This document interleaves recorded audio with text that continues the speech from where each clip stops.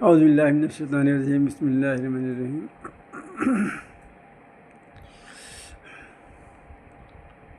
حضور صلی اللہ علیہ وسلم کی حدیث ہے کہ اگر ایک بات بھی تم کو دین کی مل جائے، قرآن یا حدیث کی، تو ایک دوسرے کو پہنچا دو۔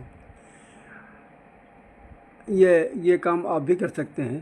جو آپ کو ویڈیوز پسند آ جائیں، کسی کے بھی ہوں، میرے ہوں یا دوسروں کو کے ہوں، وہ اپنے ساتھیوں کو اگر 10 لوگوں کو آپ پہنچا دیں گے تو آپ گویا اپنے آپ صلی اللہ علیہ وسلم کی حدیث کا حق ادا کر دیں گے۔ تو عزیز محترم، جیسا کہ آپ کو معلوم ہے، کل ہمارے ہر دل عزیز ساتھی رکن جماعت اسلامی ہند نثار بھائی کی پوتی کا انتقال ہو گیا تھا۔ اس میں ہمارا بھی جانا ہوا، اور جب نماز جنازہ کھڑی ہوئی تو نثار صاحب جن کی صحت اس وقت خراب ہی نہیں، بہت خراب ہے، بیچارے بہت کمزور ہیں، ایک لکڑی کے سہارے، بیت کے سہارے چلتے ہیں، اور ان کی آنکھوں سے دکھائی بھی نہیں پڑتا ہے۔ یہ حالت ہے، لیکن ان کے جذبے، ان کے جوش اللہ تعالیٰ نے آج تک اسی طرح برقرار رکھا ہے۔ جب وہ جنازے کے نماز کے لیے کھڑے ہوئے، 7 صفیں بن گئیں، اور انہوں نے اس طرح سے شروع کیا کہ کل نفس ذائقۃ الموت، ہر نفس کو کہ موت کا مزہ چکھنا ہے۔ اس کے بعد میں انہوں نے سورہ عصر تلاوت کی، یعنی جنازے کے مصلی پہ کھڑے ہو کر کے یہ سب کچھ کر رہے ہیں۔ تو آپ نے اس کو بتایا کہ جو ہے کہ ایمان لانے کا کیا مطلب ہے، کہ اللہ پر ایمان، رسول پر ایمان، کتاب پر ایمان، تقدیر پر ایمان، اس طرح سے یہ چیزیں بتائیں۔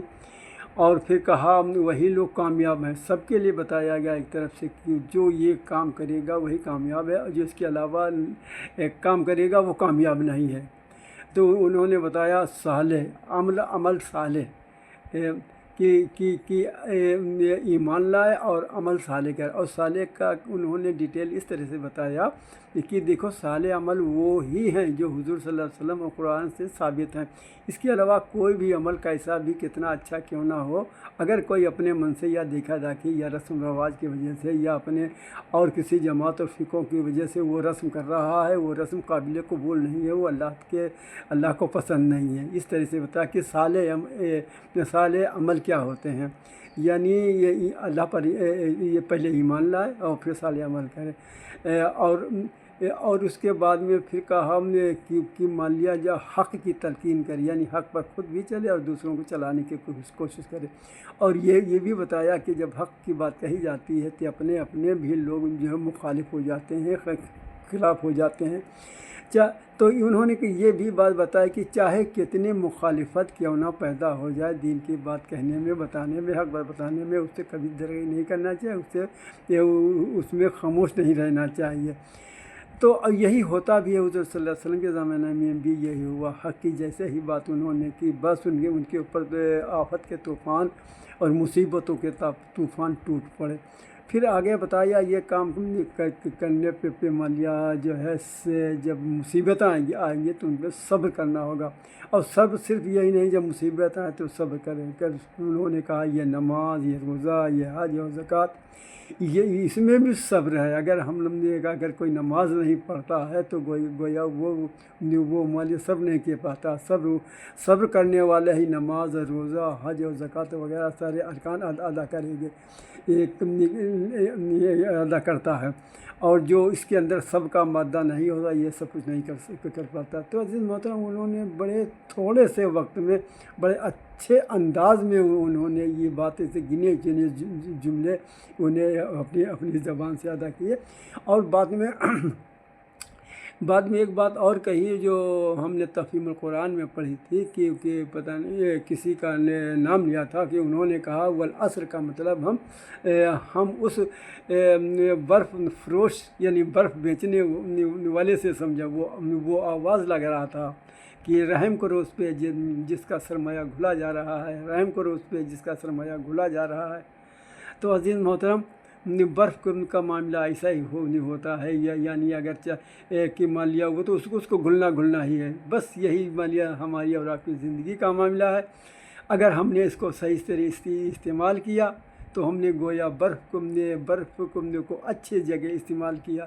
یعنی برف کا کام کیا ہوتا ہے؟ برف کا کام یہ ہوتا ہے کہ مان لیا گرمیوں میں جو ہے دل کو ٹھنڈا کرے، پیاس بجھائے اور آسودگی پیدا کرے، جسم کے اندر ٹھنڈک لائے. اور یہ اسی طرح سے تمام چیزوں میں برف کا استعمال ہوتا ہے جو اچھی جگہ سے استعمال کیا جاتا ہے. اگر اسی برف کو اگر ہم نے جو ہے نالی کے کنارے رکھ دیں تو وہ پانی تو پگھلے گا ہی، جس طرح ہماری اور کی زندگی میں برف پگھل رہی ہے، اس کو تو رکنا ہی نہیں. ہاں لیکن اس کا پانی پگھل پڑ گیا، نالی میں جا رہا ہے، گندی جگہ میں جا رہا ہے، سڑک پہ بڑھ رہا ہے، تو یہ سب یعنی تکلیف دہ والی چیزیں ہیں اور اس کا استعمال بھی صحیح نہیں ہو رہا.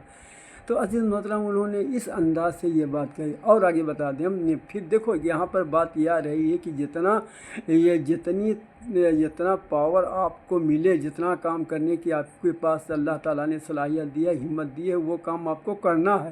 چاہے جیسے وہ بات آپ کو یاد ہوگی کہ چاہے قیامت آ جائے اور آپ کے ہاتھ میں ایک پودا ہو تو اس کو یہ نہ دیکھیے کہ اب تو قیامت آ ہی گئی ہے، نہیں اس کو بھی لگا دیجیے. تو انہوں نے آگے چل کے یہ کہا، ہم نے کہا کہ دیکھو بھائی یہ جو ہے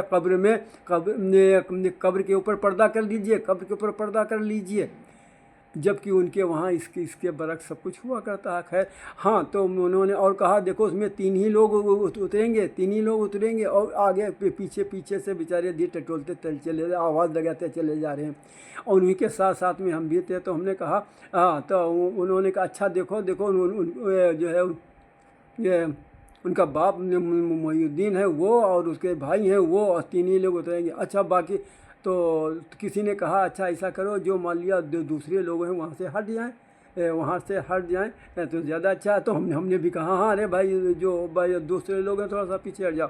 تو یہاں پر تو لوگ کچھ مان لیے پیچھے ہٹ آئے، کچھ گھوم کے کھڑے ہو گئے. تو عزیز محترم یہاں پر کہنے کا مطلب یہ ہے، یہ جو نثار صاحب کی بات سے ہم بہت جو ہے متاثر ہوئے. آنکھ سے دکھائی نہیں پڑتا، پیروں سے بیچارے چل نہیں پاتے، کمزوری کی حالت یہ ہے، لیکن آخری جذبہ و جوش یہ ہے کہ انہوں نے سکون کے ساتھ میں اللہ کے کتاب کی یہ صورت پڑھ کے سنا، اس کا ترجمہ کیا، اور بالکل صحیح جو کچھ ہونے حضور صلی اللہ علیہ وسلم سے ثابت ہے وہی سب کچھ وہاں پر یعنی کر رہے ہیں.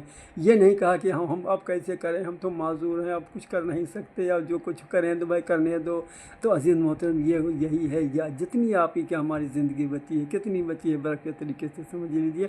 اگر ہم نے اس کو اب سے صحیح سے استعمال نہیں کیا تو خسارے میں. اور ہاں چلتے یہ بات بتا دیں، ہمارا دل اندر سے یہ آواز دے رہا ہے کہ انشاءاللہ یہ ان کی چھوٹی سی تقریر، یہ چھوٹی سی بات نثار بھائی صاحب کی بخشش کے لیے کافی ہوگی. اللہ تعالیٰ سے دعا ہے اللہ تعالیٰ ہمیں اور آپ کو اس طرح سے ایسے کام کرنے، عمل کرنے، بات دوسروں تک پہنچانے کی توفیق عطا فرمائے. عزیز محترم اگر اسی طرح کے ویڈیو آپ دوسری جگہ بھیج دیں گے، پہنچا دیں گے کم سے کم 10 لوگوں کو، تو آپ کو بھی انشاءاللہ اللہ پاک کے وہاں بہت بڑا اجر ثواب ملے گا. اللہ تعالیٰ سے دعا، اللہ تعالیٰ کہنے سے زیادہ عمل کی توفیق عطا فرمائے. السلام علیکم و رحمۃ اللہ وبرکاتہ.